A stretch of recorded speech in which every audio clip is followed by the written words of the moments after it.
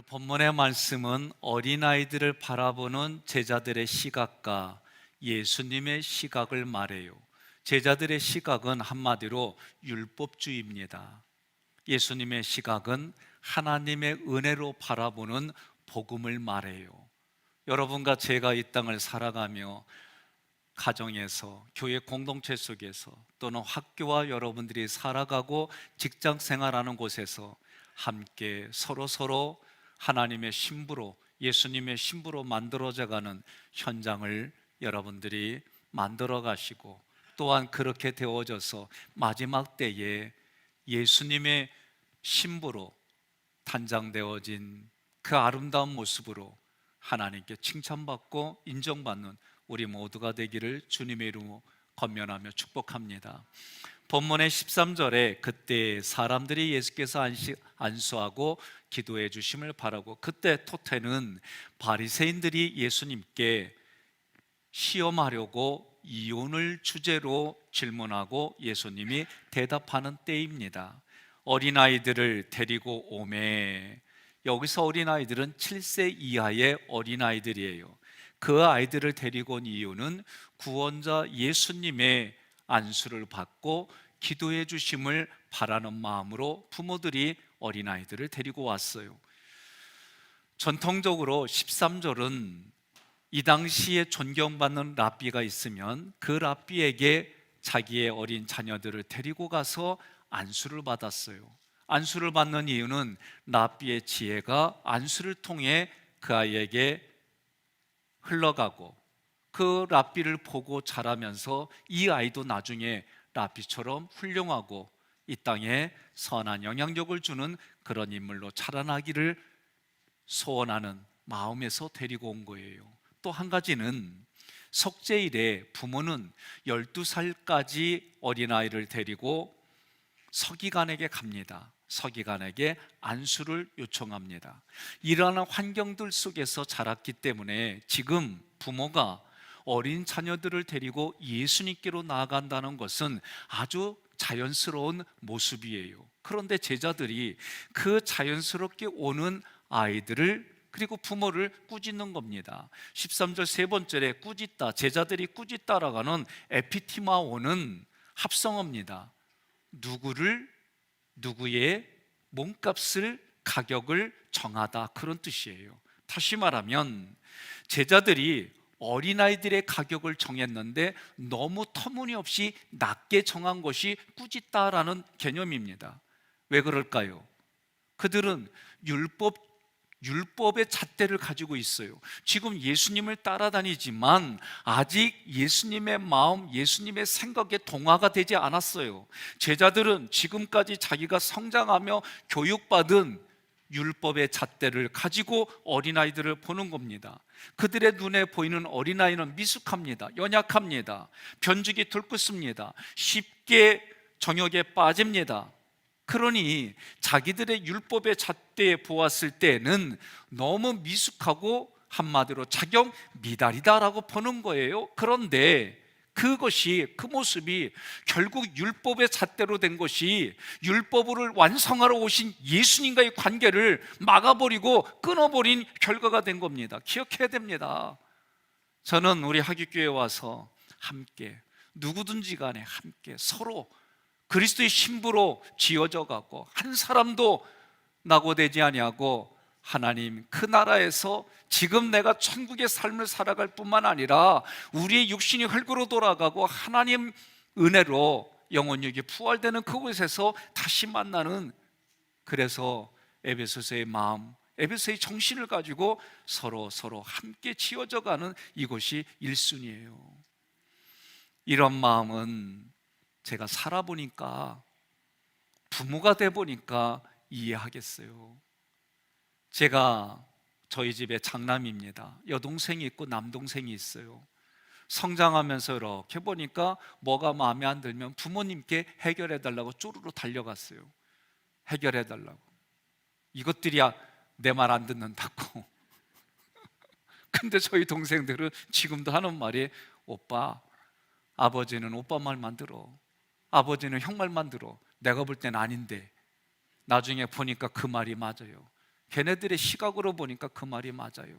그런데 내가 결혼해서 애를 키워보니까 부모의 마음은 그런 마음이 없어요. 부족하면 부족한 사람을 더 세워주고 싶고, 잘나는 애는 잘난 대로 격려해주고 싶고, 서로가 싸우지 않고 함께 서로 좋은 영향력을 주고받고 그렇게 가기를 원하는 게 부모 마음이에요. 옆에 분에게 인사하겠습니다. 그 마음 가지고 신앙생활하는 당신은 참 좋은 사람입니다.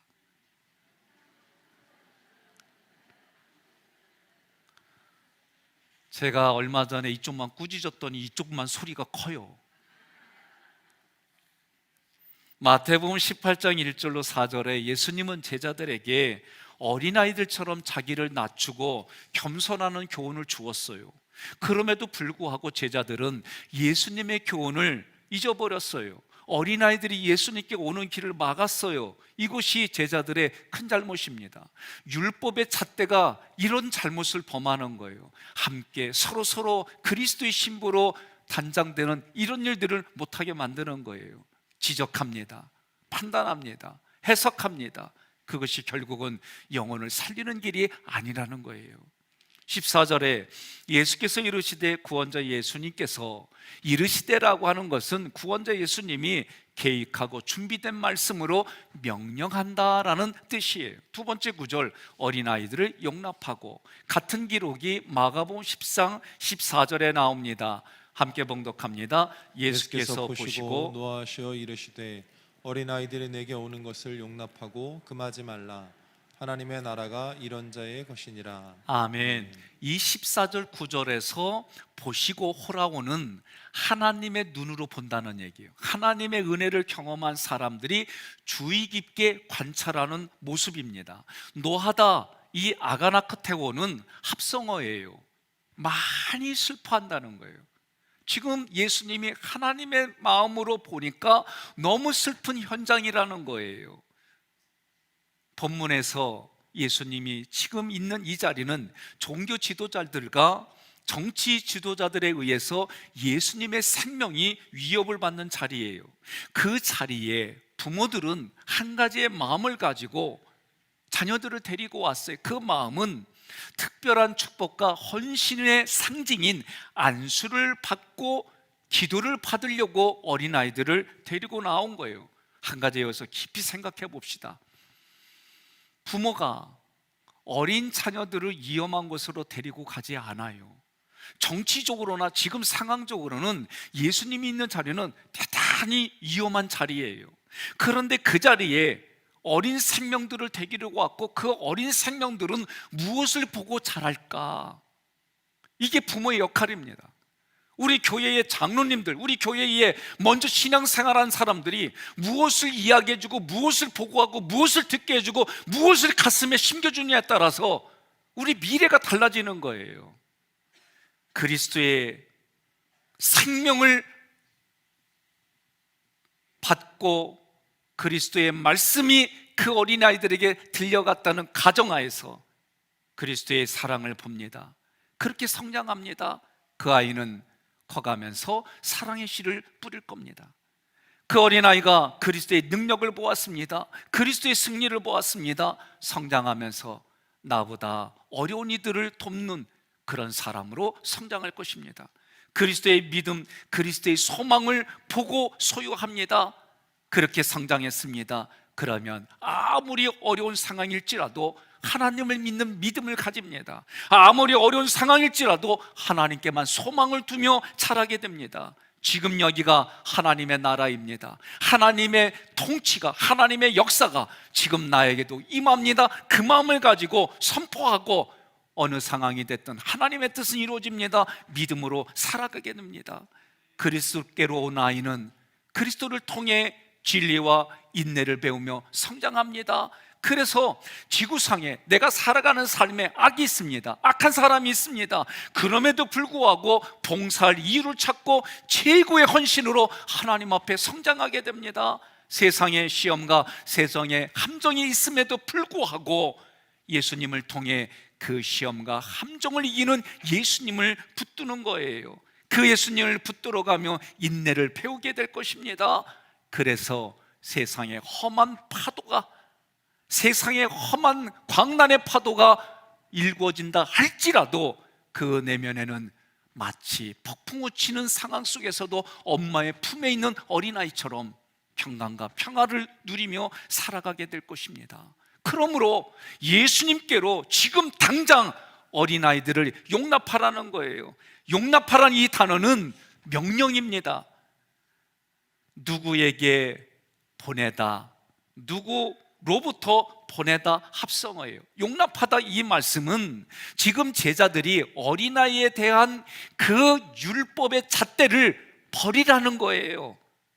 이게 용납하라는 얘기입니다. 너희가 가지고 있는 율법의 기준, 그 율법의 기준으로 아이들을 무시하고 함부로 대하는 그런 언행을 버리라고 말하는 거예요. 세 번째 구절에 내게 오는 것을 금하지 마라.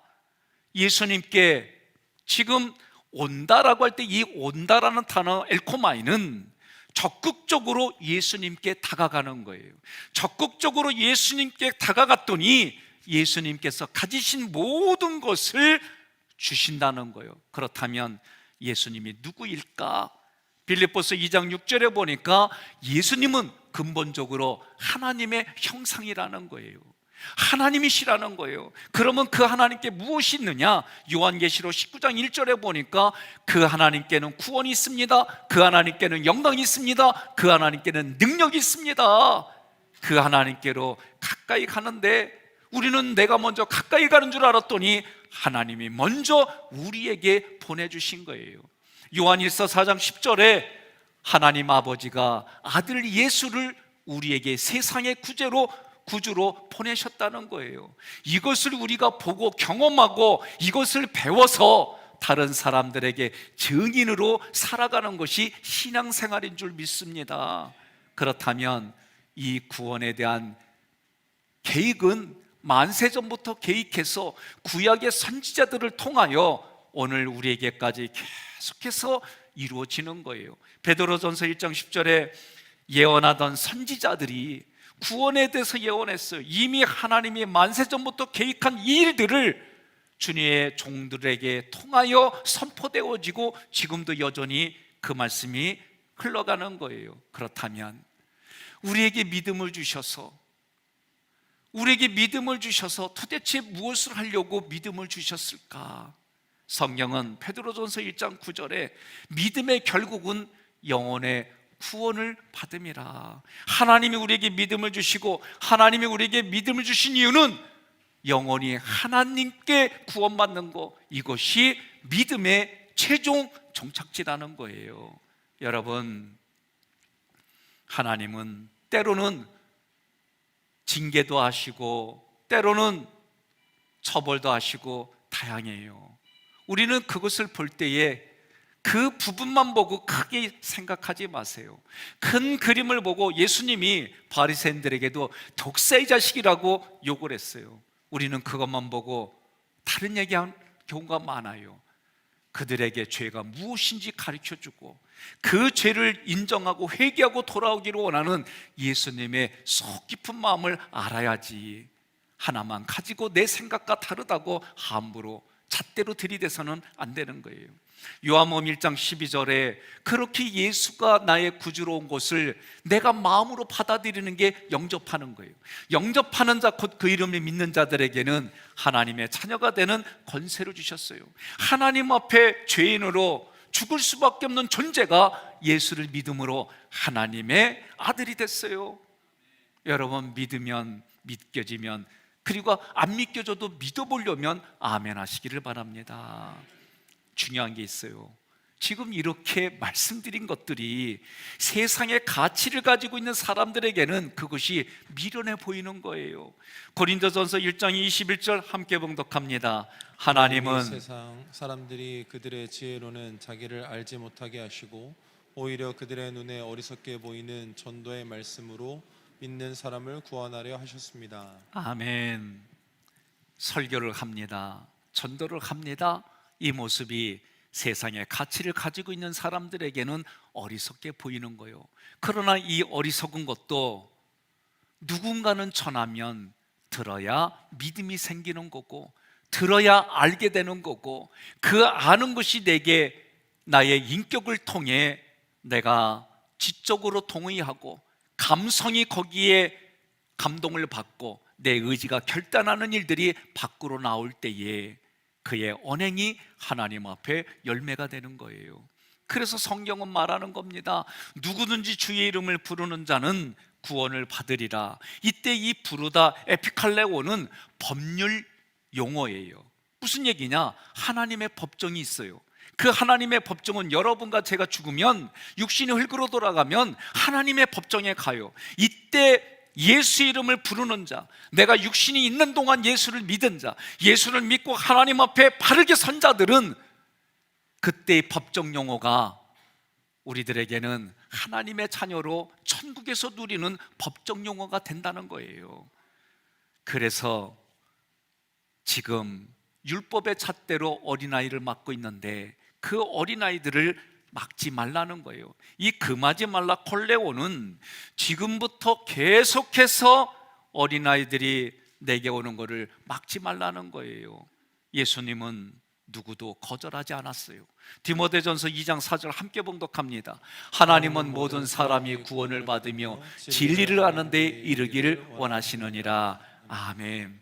참 이 말씀이 이번 주에는 저에게 다르게 가슴에서 와닿았어요. 왜 그러느냐? 이 말은 아버지의 어머니의 마음이라는 게 제 마음속에 와닿은 거예요. 앞전에서 말했던 것처럼 여동생과 남동생을 보게 되면은 옳고 그르고 착하고 안 착하고 이런 가치들이 쉽게 나와요. 그런데 부모가 돼 보니까 이 아이들을 우리는 서로 간에 네가 능력이 있다 없다, 네가 이걸 할 수 있다 없다 이렇게 서로 형제 자매들과 얘기할 수 있는데 부모가 되니까 다 내 안에는 자녀들이요. 형제 자매 간에 가졌던 생각이 아니라 부모가 되니까 오히려 연약하고 오히려 능력이 부족하면 마음이 쓰임받는 것이 부모의 마음이요. 나만 그런가 보네. 제가 결혼 전에 좋은 데를 가고 좋은 걸 먹으면은 자동적으로 부모님 생각이 났어요. 근데 그게 뭐 매일 났던 건 아니에요, 솔직히. 그런데 결혼하고 나니까 그런 자리가 있으면 처자식이 생각이 나는 거예요. 그리고 내가 어떻게 해서든지 간에 먹여주고 싶고 보여주고 싶고 그런 마음이 부모님을 생각할 때보다는 애끓는 마음이 좀 더 있더라고. 나만 그렇구나. 여러분, 저는 제가 총각일 때 우리 고모님이 그런 말을 했어요. 애들한테 신경 쓰는 거 10분의 1만 부모님께 쓰면 효자 소리 듣는다는 거예요. 그 말이 뭔지 이제는 알겠어요. 여러분, 하나님은 모든 사람이 구원을 받으며 진리를 아는데 이르기를 원한다는 이 마음이 부모의 마음이라고 하는 것이 이번 주간에 저에게 가슴 깊이 애끓는 거예요. 그래서 저는 여러분들이 능력으로 재단하는 게 아니라 함께 서로 하나님 앞에 그리스도의 신부로 만들어져 가고 지어져 가는 그런 공동체를 만들어 가고 싶은 거예요. 많은 부모들이 이런 이야기를 합니다. 특별히 제가 당진에서 중등부를 맡고 있는 부목사 사역할 때에 토요일 날이면 전화를 다 돌려요. 그러면 통화를 못하면 주일날 예배드리기 전에 전화를 하면 부모님들이 대부분 받아요. 어떤 분들은 잘 깨워서 예배 늦지 않게 보낼게요 이렇게 말하는 분들도 있지만 간혹 목사님 한마디 좀 합시다. 이 아이가 사고가 형성되지 않았는데 왜 이렇게 종교를 강요하세요? 목사님 교회는 그런 교회예요? 막 이렇게 얘기하는 분들이 계셨어요. 그러면 저는 죄송합니다. 제 생각은 다릅니다. 사고가 형성되지 않았기 때문에 세상의 가치를 주는 것이 아니라 예수 생명의 가치를, 그럼 저하고 설전이 붙을 때도 있었어요. 그러면 그것 때문에 마음도 아프고 때로는 전화를 하지 말아야 되나 이런 고민도 있었어요. 그런데 예수 생명의 진리가 무엇인지를 깨달아지니까 어떻게 해서든지 간에 하나님 이 가정이 예수 믿고 어떻게 해서든지 간에 이 가정이 예수 생명의 그 기쁨을 알게 해주세요. 이 마음이 더욱더 간절해지는 거예요.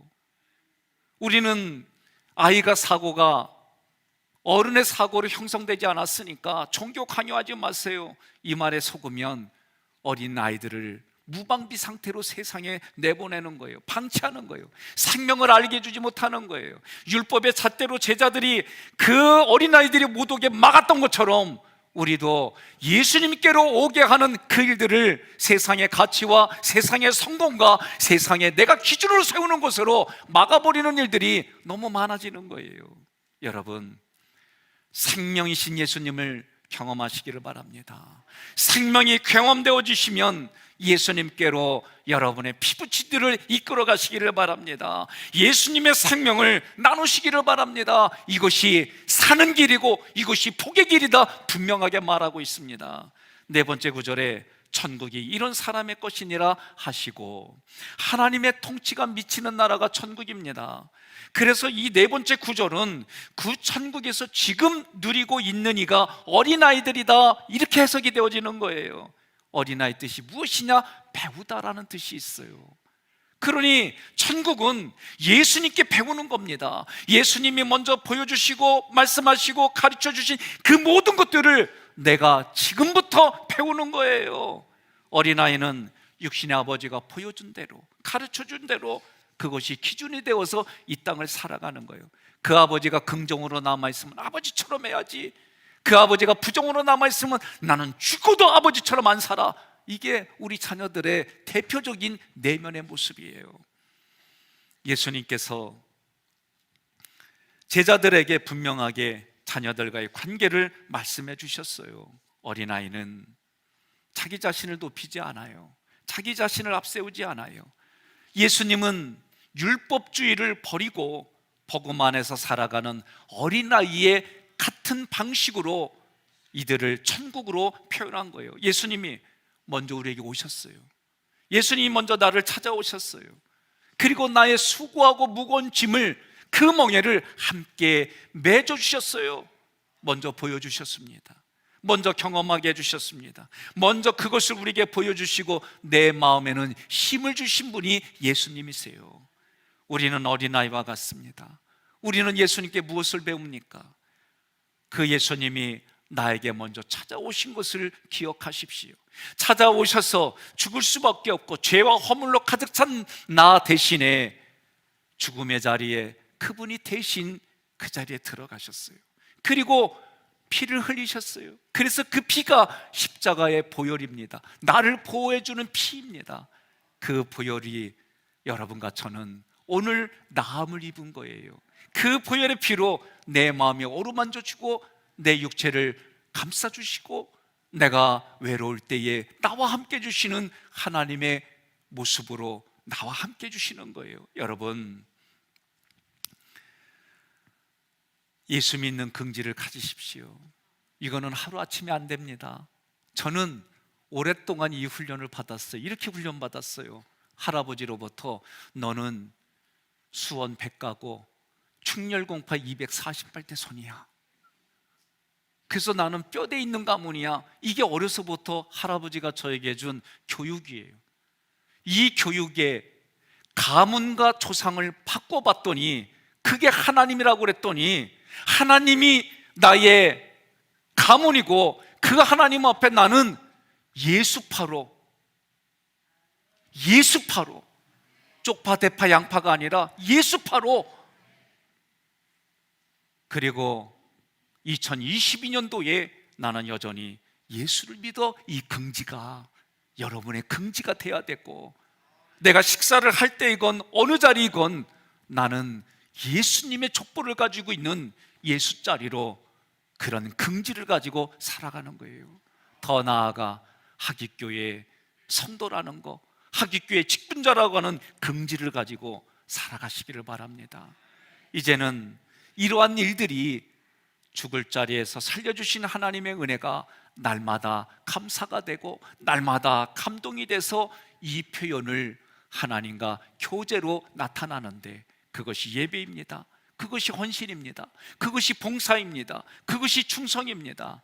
이러한 모습으로 내 안에 충만하게 채워주시는 하나님의 은혜가 나에게 차고차고 흘러넘쳐서 다른 사람에게도 선하게 흘러가는 일들이 되기를 간절히 소망합니다.